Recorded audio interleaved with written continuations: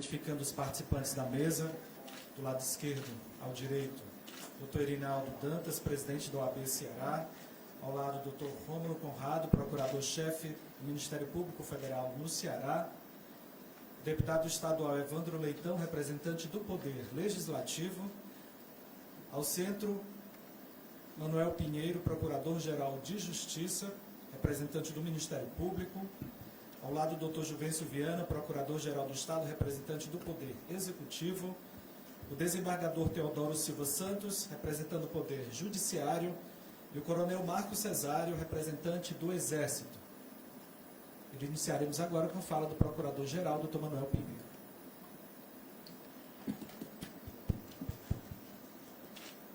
Bom dia a todos. Em primeiro lugar, agradecer à imprensa por estar acompanhando. Bom dia a todos mais uma vez. Agradecer à imprensa por estar aqui acompanhando este momento e informando a opinião pública.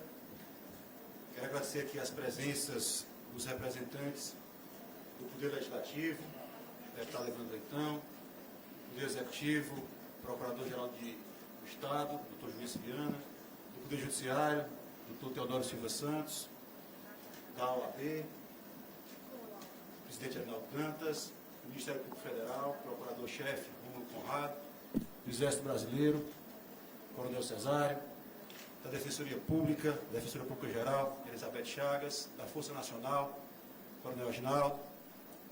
Meus senhores e minhas senhoras, nós marcamos esse ato para informar sobre o andamento dos trabalhos dessa comissão. E antes disso, dizer da finalidade para a qual essa comissão foi criada. Nós estávamos diante de um impasse com a paralisação de forças policiais do Estado do Ceará, causando graves danos à ordem pública e à paz social, causando desassossego para as famílias cearenses. Fomos provocados pela Ordem dos Advogados, pelas próprias associações, para que nós tentássemos abrir um canal de diálogo. E então buscamos uma decisão do ministro Alexandre de Moraes, que previa expressamente a inconstitucionalidade do movimento de greve por parte de militares, mas que abria a possibilidade para que houvesse uma mediação baseada nas regras do Código de Processo Civil. Então, o objetivo desta comissão foi estabelecer um diálogo para encontrar uma solução consensuada para o impasse e restaurar a tranquilidade na vida de todos os cearenses que estão tão aflitos com esta situação que tem gerado aumento dos homicídios, dos roubos e outros crimes graves. Então, a comissão foi criada com esse objetivo, de estabelecer esse canal de diálogo, buscando uma solução institucional para o problema. Então, nós tivemos algumas reuniões, e eu queria fazer um histórico dessas reuniões, para que os senhores possam tomar conhecimento do que foi tratado. Antes da comissão se reunir pela primeira vez, diante dos 3 poderes do Estado, nós solicitamos à OAB que buscasse um interlocutor acreditado, legitimado e possível para sentar na mesa com os 3 poderes, para que pudesse vocalizar os interesses desta categoria que está parcialmente paralisada. A OAB foi até o local de concentração principal desta ação e trouxe, foi anunciado inclusive publicamente nos jornais, o nome do advogado Valmir Medeiros.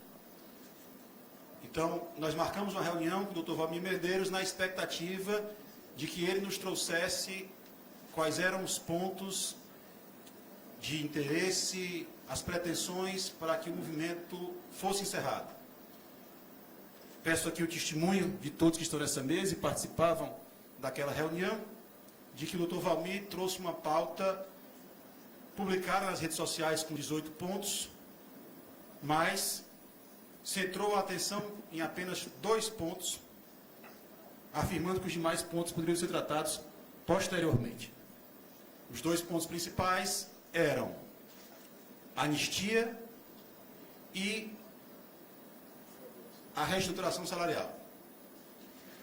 A conversa nessa primeira reunião girou em torno desses dois assuntos. E eram esses dois assuntos, na verdade, que haviam dado ensejo à paralisação dos policiais militares. Então, ao pedido de anistia, os três poderes do Estado, como contraproposta, ofertaram o devido processo legal. Foram muito claros em dizer que não haveria qualquer tipo de expulsão sumária, que todos os procedimentos de apuração de responsabilidade administrativa seriam acompanhados por uma comissão independente, com o auxílio da OAB, da Defensoria Pública, que as sanções seriam proporcionais aos erros, que todos teriam o direito à ampla defesa administrativa, traduzindo isso em palavras do cotidiano, que não haveria qualquer tipo de perseguição, de revanchismo, apenas a aplicação da lei para aqueles que transgrediram do ponto de vista disciplinar. Na pauta também escrita havia a pretensão de uma anistia criminal, que os senhores devem saber que essa comissão não tem competência para apreciar, haja vista que a atribuição para legislar sobre matéria penal é privativa do Congresso Nacional. Então, essa questão de anistia criminal, apesar de constar na pauta escrita, não pode nem sequer ser analisada por esta comissão, porque foge à competência do Estado do Ceará, pelos seus poderes, apreciar qualquer tipo de pedido desta natureza. Então, centrou-se na anistia do ponto de vista administrativo.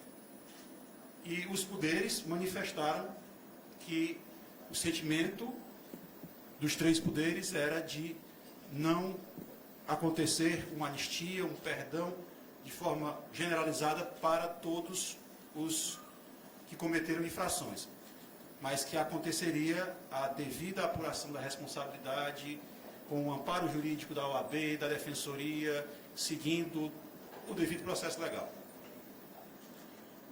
Em relação ao reajuste, a reestruturação salarial, o interlocutor, naquela primeira ocasião, também solicitou que a Assembleia Legislativa fizesse um esforço para que esse processo fosse votado no menor tempo possível. O deputado Evandro Leitão manifestou, inclusive, um desconforto que havia naquela casa, devido ao fato de que o parlamento chegou a ser cercado pelos manifestantes, mas que ele trabalharia junto com o presidente, junto com os deputados com quem ele tinha contato, para garantir que, voltando às atividades normais da Polícia Militar, o projeto seria tramitado e votado no menor tempo possível, para atender a estes que eram os dois primeiros anseios manifestados pelo interlocutor que havia se indicado a partir da intermediação da OAB. Então, esse interlocutor saiu da presença da comissão e se dirigiu até o local onde estão concentrados os policiais. E a comissão, inclusive, os senhores estavam aguardando a saída e quando os senhores nos perguntaram, né, nós até nos manifestamos de forma otimista de que a negociação caminhava bem e tínhamos a perspectiva de que chegássemos a um bom termo no menor tempo possível. Porém, ainda na tarde do mesmo dia, nós recebemos a visita de outros interlocutores. Vieram à presença da comissão o soldado Noélio, que é deputado estadual, o sargento Reginaldo, que é vereador de Fortaleza, e o cabo Monteiro. Essas três pessoas, quando sentaram na mesa com a comissão, já não trataram apenas dos dois primeiros assuntos, que, segundo o primeiro interlocutor, eram as pautas principais e que poderiam resolver o impasse. Trouxeram à discussão uma pauta com 18 temas. E foi colocado pela comissão que a sociedade do Estado do Ceará, com a intranquilidade que ela vive, não teria tempo suficiente para aguardar uma negociação que talvez durasse semanas, haja vista a necessidade de buscar informações de ordem jurídica, orçamentária, que dependiam não da comissão, mas de órgãos do próprio Poder Executivo que não estavam lá representados. Que esta discussão sobre esses assuntos deveria ser feita num momento posterior à greve. Houve demonstração de boa vontade por parte dos poderes do Estado em atender, mas desde que isso fosse tratado no momento posterior à greve. Então, este foi o objeto da deliberação da comissão, mais uma vez reafirmando que, em relação à apuração da responsabilidade administrativa, haveria todo o resguardo do devido processo legal, com assistência da OAB, da Defensoria Pública, de comissões independentes, para que não houvesse qualquer tipo de desvio nesta apuração, de que o reajuste também, a Assembleia mantinha o compromisso de colocar em votação e aprovar, até para que os efeitos financeiros não passassem para o mês seguinte, e que os demais assuntos, a paralisação sendo interrompida, seria um objeto de diálogo permanente, institucionalizado, com esta mesma comissão.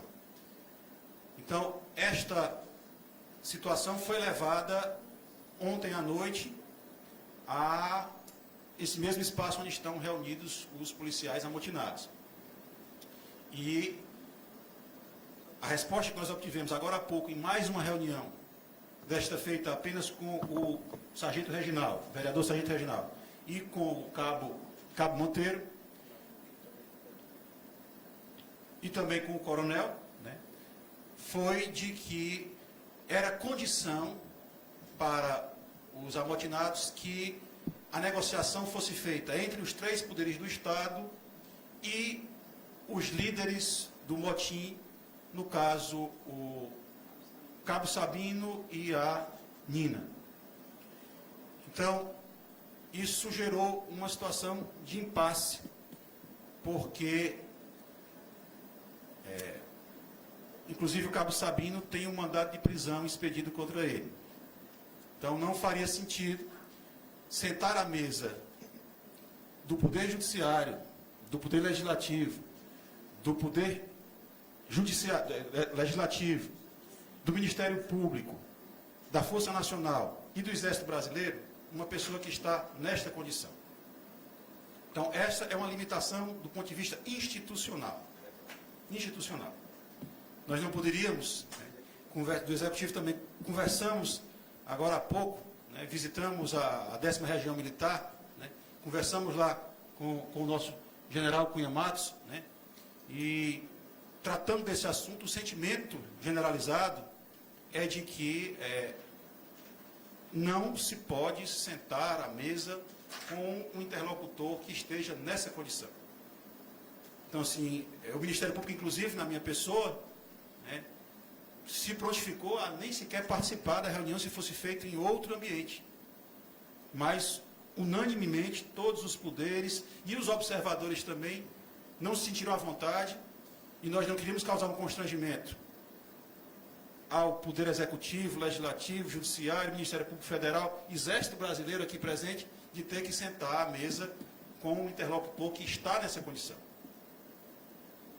Então, o passo seguinte é afirmar que a comissão segue disposta ao diálogo.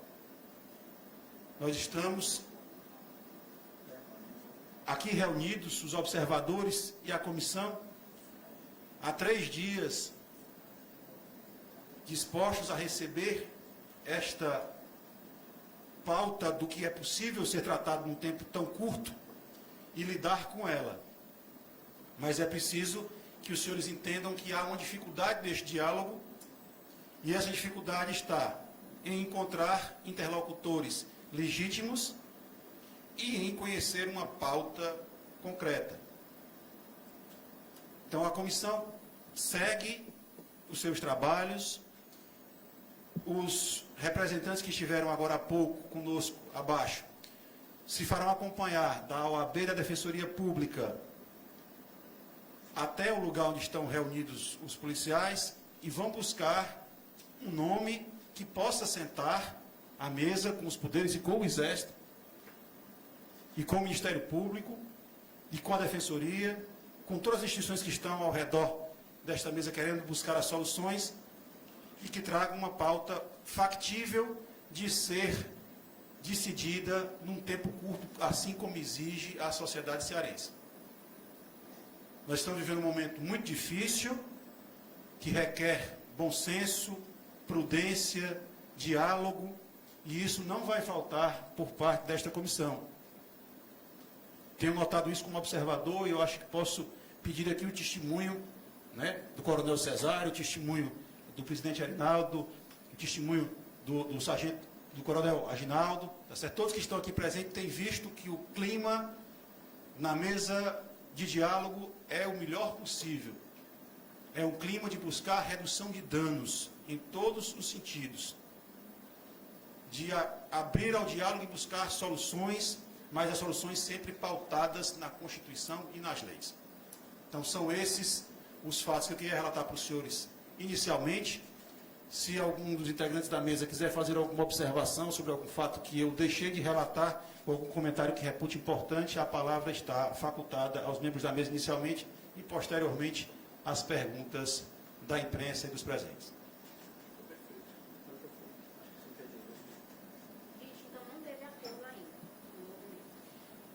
Nós não temos ainda o interlocutor que possa decidir em nome do movimento. O movimento exigiu que quem negocie com a comissão seja o Cabo Sabino e a Nina, e nós temos impedimentos de ordem legal e institucional para que ele sente à mesa com os poderes do Estado, com o Ministério Público e com o Exército Brasileiro. Só, procurador, só uma pergunta. A proposta que iria para a Assembleia de reajuste seria a que o Camilo já enviou com aquele ou que eles estão pedindo agora, porque eles pedem mais, não é? Exato. Bem, boa tarde. Seria com a proposta que foi enviada, que está lá na Assembleia, voltasse a tramitar e nós conseguíssemos aprová-la da forma como foi enviada, respeitando o valor global que foi enviado, que inclusive já tinha sido objeto de um acordo e que infelizmente terminou sem ser consolidado. Sobre a anistia, né? Você falou da anistia administrativa. Não vai ter expulsão, mas os processos, o que eles estão pedindo é que os processos administrativos sejam extintos. Né? Vamos extinguir esses processos ou não? Como é que vai ser trabalhado? Bom dia. Ratificando o que já foi dito à mesa aqui, não haverá anistia administrativa. O que está sendo garantido, como o Procurador-Geral de Justiça muito bem colocou, dentro da legalidade, é devido processo. Contraditório, ampla defesa, transparência, possibilidade de uma comissão externa atuando junto à CGD para acompanhar isso, com o representante do AB, com o representante da nossa digna defensoria, que também se faz presente aqui ao momento. Então, assim, dentro do Estado Democrático de Direito não se vê maior amplitude, maior possibilidade, maior contraditório, transparência do que está sendo oferecido. Então, a gente espera, clama que a razão venha à tona e isso seja aceito, verificado como o que é legalmente possível. Só uma pergunta. Sobre nesse caso, então, hoje encerra a atuação do Exército das Forças Armadas do Estado.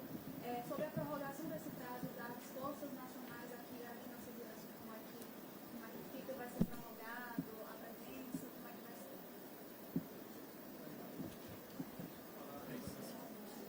Bom dia a todos. Bem, essa informação deve ser buscada. Alô? Deve ser buscada junto ao comando da 10ª Região Militar, que está em contato com Brasília. É nesse aspecto. Qual o motivo do Paulo Medeiros foi legitimado, deslegitimado com a casa? Quem está Boa tarde a todas e todos. Eu pessoalmente estive lá, no batalhão, expliquei para eles que o momento era deles mandarem líderes para cá, mas que eles mandarem diplomatas. Eu usei até essa metáfora: se dois países estão em guerra, Então se manda os presidentes dos países, se mandam embaixadores, eles negociam, depois vêm os respectivos líderes. E aí os líderes escolheram por consenso o nome do Valmir, com decisão unânime deles, eles foram ao grupo, no palanque, e aí por unanimidade, até o Valmir só teve um voto contrário no meio de todos os manifestantes, ou seja, no meio de centenas de pessoas, ele foi aclamado como representante. Para nossa surpresa, depois da reunião da manhã, aqueles mesmos que haviam apontado o Valmir vieram para cá com outra pauta. Presidente, aí o senhor volta lá com a defensoria, ainda hoje no deputado? Sim, o objetivo é que a gente tenha a voz da defensoria para nos apoiar. A Beth, que é muito, a Dona Elizabeth, que é a defensora-chefe, muito habilidosa, ver se a gente consegue convencê-los, mais uma vez, que o momento é de descomprimir, que a gente precisa mandar interlocutores que não tenham impedimentos legais e que possam facilitar exatamente o diálogo. Uma das decisões que está saindo é ficar entre esses 230, é isso? Estão afastados? Como é que está? Explica essa situação. Essa decisão, acho que esse pedido foi feito pela Polícia Militar e foi deferido pela Vara da Auditoria Militar. Mas a participação dos motivos? Sim. Mais alguma pergunta? Uma vez que o governo já limitou aí o impacto orçamentário, né, desse aumento, é possível que vocês realoquem essa verba, distribuindo diferentes partidos para agradar a maioria da nota? Acabei de falar que, respeitando o limite, o valor que foi acordado anteriormente, nós deixamos bem claro que poderá haver, sim, alguns remanejamentos, respeitando o limite que foi amplamente divulgado através do acordo que foi feito lá na Assembleia. Já existe uma proposta em relação a isso? Como? Já existe uma proposta concreta da parte deles, vocês, em relação a isso? Nessa pauta que foi apresentada para a comissão, um dos itens era esse da reestruturação salarial. E tinha uma tabela, mas que nós, logo no primeiro momento, nós comunicamos através do Dr. Juvencio e também, especialmente do Dr. Juvencio, que está representando aqui o Poder Executivo, naquele momento nós não teríamos como, de forma nenhuma, fazer qualquer tipo de avaliação. Ok, gente. Se nós não temos mais perguntas, eu queria apenas deixar aqui a mensagem final, assim, de que a Casa do Ministério Público está aberta, de que a comissão formada pelos 3 poderes, que nós somos observadores, tem mostrado abertura para o diálogo e torce para que a solução construída no diálogo venha no menor tempo possível, para que a gente possa atender ao interesse maior da sociedade, que é a Polícia Militar retomando o controle da ordem pública e da paz social em sua integralidade. Só para encerrar, então, agora o AB vai para o 14º Batalhão para passar todas as informações e agendar uma nova reunião, é isso? Tentar encontrar o interlocutor.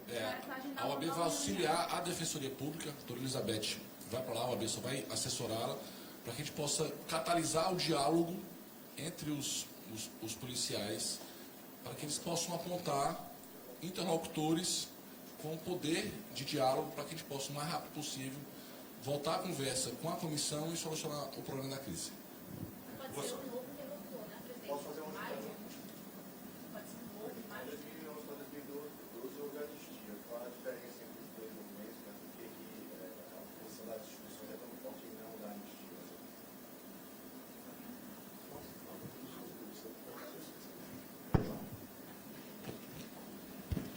Bom, na verdade, isso é uma decisão política, né? Mas é uma decisão, acho que acima de tudo, de probidade, de moralidade. Acho que é o que é pedido pela sociedade. A sociedade toda está assistindo e está refém. Então, assim, dentro de um campo de legalidade, o que parece prudente no momento, com proporcionalidade, com justiça, com equidade, é a apuração justa, contraditório, transparência. Você há de convir que infrações diversas, né, incendiar um veículo, assaltar outro, tomar uma viatura, São infrações que têm dosimetrias diferentes. É diferente de alguém que simplesmente não foi trabalhar. Então você dá uma tábua rasa para todas as situações, simplesmente impedindo a atuação administrativa, né? É uma questão, acima de tudo, de Estado Democrático de Direito, me parece. Eu acho que o momento, qual o Estado Democrático de Direito, a sociedade, não admite. Né? Eu queria só Faça uma destacar, reflexão. eu queria destacar, em complemento à sua resposta, que a grande diferença entre os fatos ocorridos em 2012 e essa greve atual é que, após a anistia daquela greve anterior, a gente teve um efeito multiplicador das greves em todo o território nacional. Posteriormente, o Supremo Tribunal Federal reconheceu a inconstitucionalidade das greves pelas forças policiais por se tratarem do braço armado do Estado. Então, não faz mais sentido, após uma decisão do Supremo Tribunal Federal, a decisão do plenário do Supremo, que reconhece, não é nem a ilegalidade, a inconstitucionalidade da greve das forças policiais e aponta que essa greve viola o próprio Estado de Direito, não haveria qualquer possibilidade de uma anistia, como não houve qualquer anistia criminal posteriormente à decisão do Supremo Tribunal Federal. Obrigado a todos.